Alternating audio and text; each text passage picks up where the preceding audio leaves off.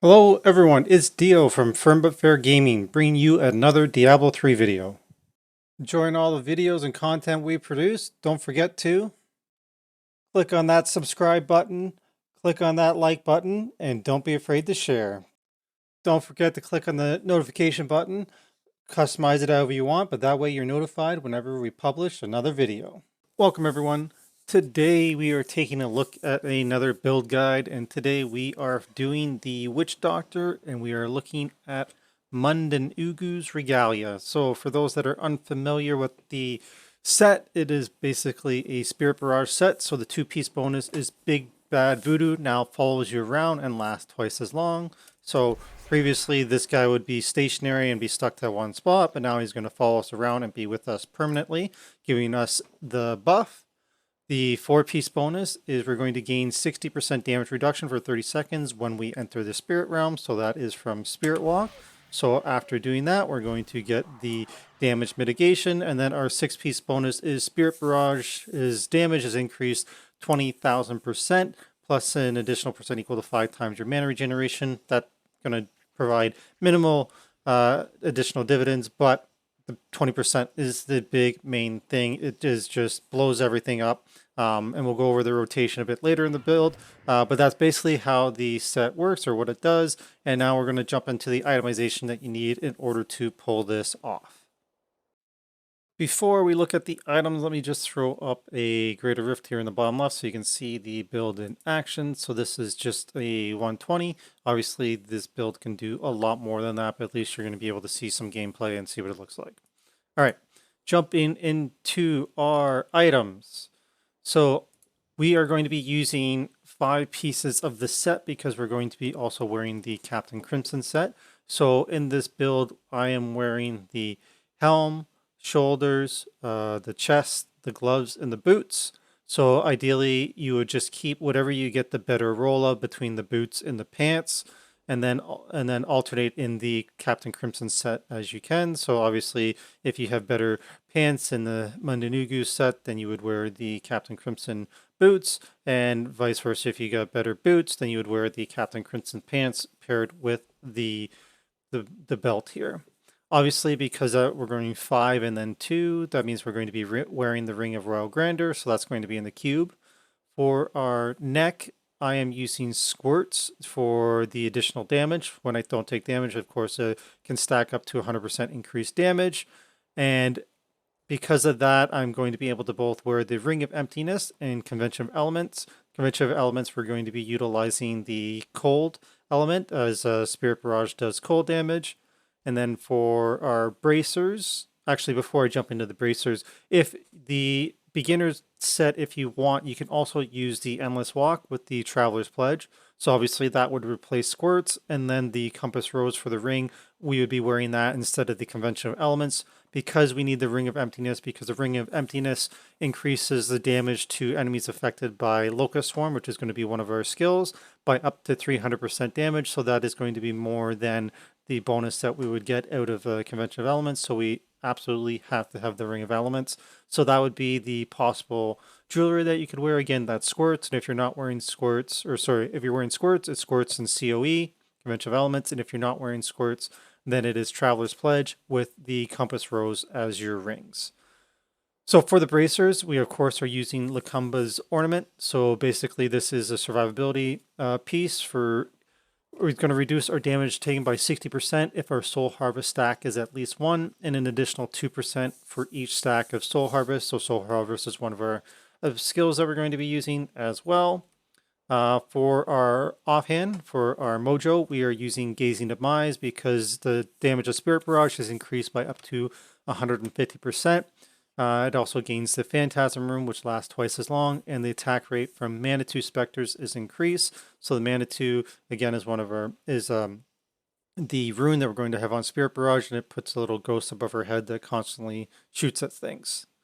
For our weapons, we have 3 possible variations. I'll start with the mandatory one, we absolutely have to have the barber. So the barber, I'm going to just take this out here so it doesn't do that. So the barber is, instead of dealing direct damage, your spirit barrage now accumulates on the target, and when you stop casting, it explodes, dealing up to 500% damage to all enemies within 15 yards. This is what gives it the nuking capability, because it just accumulates on all of them, and then when you pop it or when it times out, it just explodes and deals all that accumulated damage to everything all at once.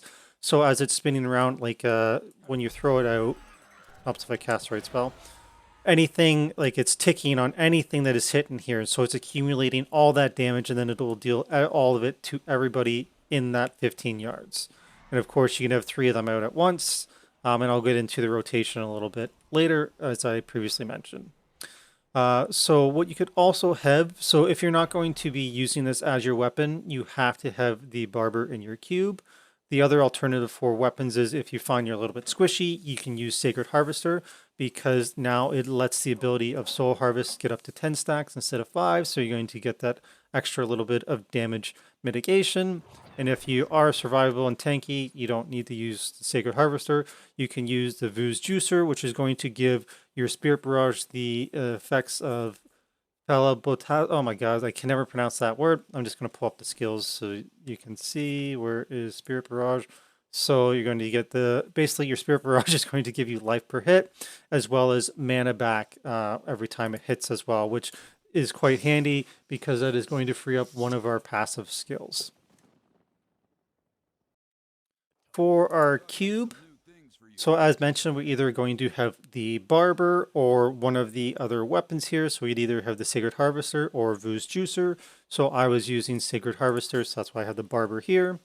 For our armor, we're going to be using Frostburn. So this is going to, cold skills deal 20% increased damage and have a 50% chance to freeze enemies. Like mentioned, our Spirit Barrage is cold, so we're going to get the 20% increased damage there. And also we're going to be using the Ring of Royal Grandeur to, of course, reduce our set requirements by 1, which is going to let us use both the Mundunugu's Regalia and the Captain Crimson set. For our legendary gems and for our soul shards, so for our legendary gems, we're going to use the Bane of the Stricken. So each attack we make against an enemy increases the damage it takes from our attacks. And also after rank 25, we're going to get 25% increased damage against bosses and Rift Guardians. Also, we need Bane of the Trap, so it increases damage against enemies under the effects of control and parrying effects. And of course, the rank 25, we gain an aura that reduces the movement speed of enemies within 15 yards by 30%, thus giving us the control and parrying effects to give the bonus damage from Bane of the Trap. And lastly, we're going to be using Gogok. So gain swiftness with each attack, increasing your attack speed by 1%, and dodge. And this stacks up to 15 times, and we gain that buff for 4 seconds. And then after rank 25, we get 1% cooldown reduction per stack. So basically, this is going to increase the attack speed of ourselves, as well as our Manitou on top of our head while we're casting Spirit Barrage. For our soul shards in our helmet, we're going to be using the Sliver of Terror. So I do not have the correct one in here. All right, so that's fixed. That was bad, didn't realize that. What happens when you have too many tunes and you start moving all your stuff around, you sometimes forget where you put some things. Anyway, so the correct one that you should have here is still the Sliver of Terror, but the affix or the bonus affix should be, I'm using when you cast, or should be using when you cast a devastating, after you kill 100 enemies, you cast a devastating ring of fire. So as we're a big trash clearer, we're going to be pooling lots and lots of trash together. This is going to proc quite frequently for the playstyle that we're going to be doing. And then if there's any elites that are left over after we kill all the trash, this ring of fire will deal the damage that we need in order to finish them off, so we can progress through the rift. As well as for each skill that's on cooldown, we're going to take reduced damage and deal more damage for each skill. And as a witch doctor, we have 1, 2, 3, 4. We have 5 skills that are going to be able to be on CD, and we're going to, just 4, and we're going to have those on CD all the time, and they come up fairly frequently. So we're going to be able to get that increased damage. Also, for our weapon, we're going to be using the Essence of Anguish. So For this, the two affixes that I want is when you deal poison damage to an enemy, they receive 50% increased poison damage from all sources. And every time you deal poison damage to an enemy, you increase your cooldown reduction and movement speed while your damage received is increased. So basically, we have a couple poison abilities. So we have Locust Swarm as well as Pyronado is going to apply that poison dot to the mobs, trash, whatever we're trying to kill. All right, moving on. So the skills that we need for this build, so we are using Locust Swarm with Pestilence, so that gives our Locust Swarm a 100% chance to jump to 2 additional enemies, which helps spread that around for the increased damage that we're going to proc off Ring of Emptiness. We are using Big Bad Voodoo, and we are utilizing the Ghost Trance runes, so this is going to give us some healing, as well as 20% damage mitigation to help us survive a little bit more in the higher rifts. And then we are using Spirit Barrage with Manitou, so this is what summons the Spectre above our head, and it unleashes Spirit Bolts, dealing 6,000% weapon damage as cold over 20 seconds. For Spirit Walk, we have 2 possibilities. I'm using Severance, which is going to increase the move speed by 100%, so just help us cover distance more quickly. You can also use Jaunt, so this increases the duration of Spirit Walk to 3 seconds for the extra invulnerability, because of course we're not really going to take damage while we're in our Spirit Realm, so you can use that, and that'll help give you or keep your stacks for squirts if you're using that. We need Soul Harvest, so we're using Languish. So for each stack of Soul Harvest that we have, basically we're going to increase our armor, and it reduces the enemy's move speed for a few seconds. And then we're going to use Pyronado, so Piranhas with Pyronado for a grouping mechanic. So this is going to group everything up so we can more easily target it with our Spirit Barrage and blow it up quite easily. For our passives, we are using Blood Ritual, so this is just going to reduce the mana costs, and we're going to spend, so every time we cast a spell, it's going to cost us 20% of the cost is going to be paid with life. In addition, we regenerate 1% of our max health or life per second. You barely notice the difference here while you're casting spells, and the reason we're doing this is because Spirit Barrage is very mana intensive, especially if you are not using the Vu's Juicer, which is going to give you the Spirit of the Willing to give you back the 12 mana. So if you're not using that, it's going to be pretty mana intensive. So to also offset that, if we're also using Rush of Essence, because again, I wasn't using the Vu's Juicer, so this will also return 100 mana over 10 seconds for when we're casting Spirit Barrage. So that's going to help keep our mana up as well.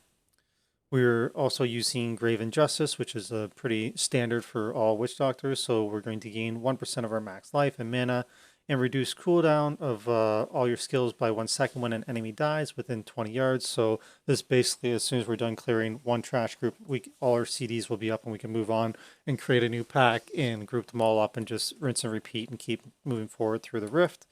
Then lastly, we're going to be up close and personal, so we're taking Confidence Rituals to deal 25% more damage to all enemies within 20 yards.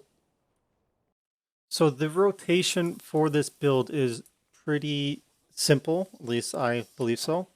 So aside from, I'm not really going to, Spirit Walk, we're going to want to keep our buff up. So really we only need to go into it once every 30 seconds in order to keep our damage mitigation, but we're obviously going to be using that more because while we're in here, we're going to be invulnerable. So basically use that as you see fit. I pretty much use it on CD, especially when you're fighting elites and there's like arcane lasers or cold and all that stuff that you need to avoid. It's a good way to use that, to use the Spirit Walk to walk over top of it while you're invulnerable or not get frozen and whatnot, and it'll help keep your Scorch Necklace stacks up.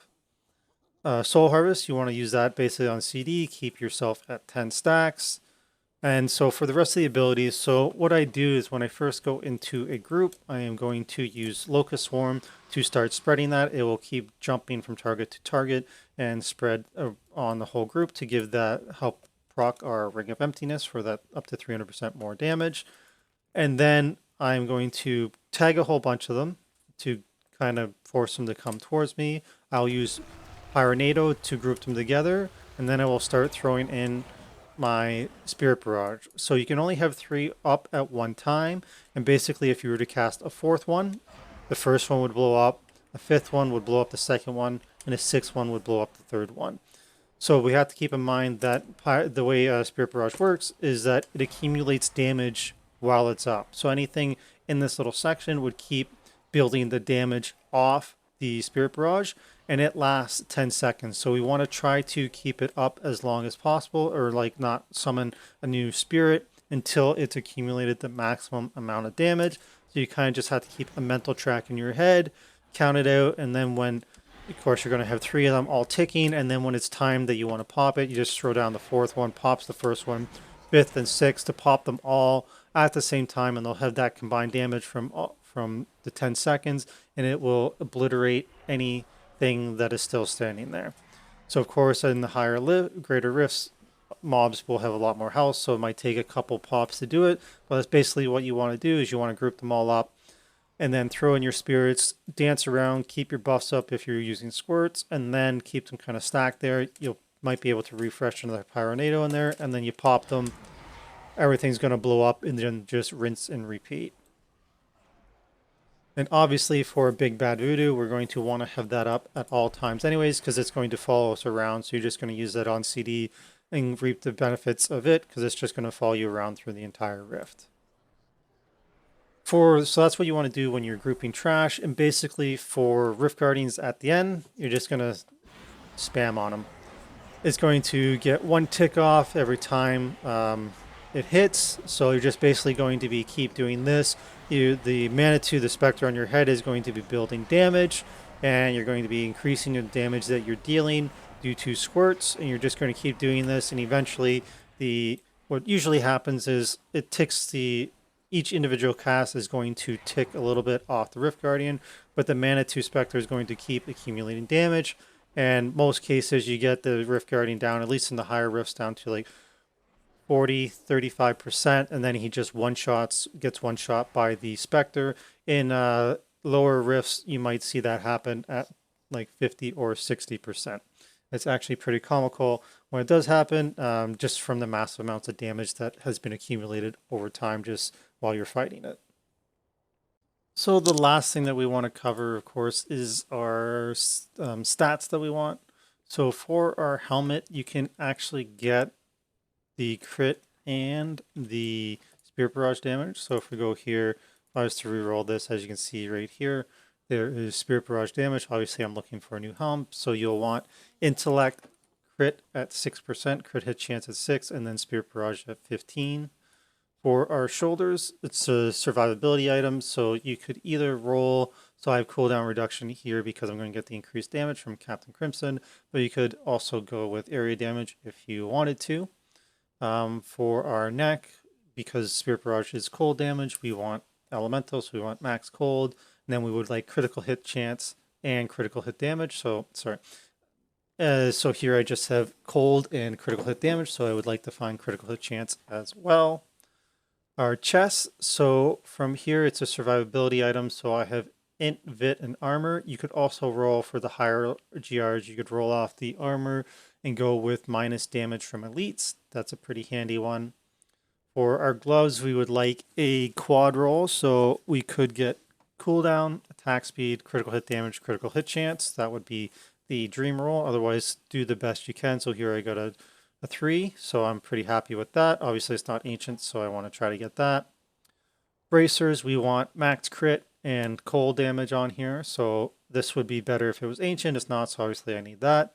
So that's pretty good. So again, you want 20% cold and 6% critical hit chance.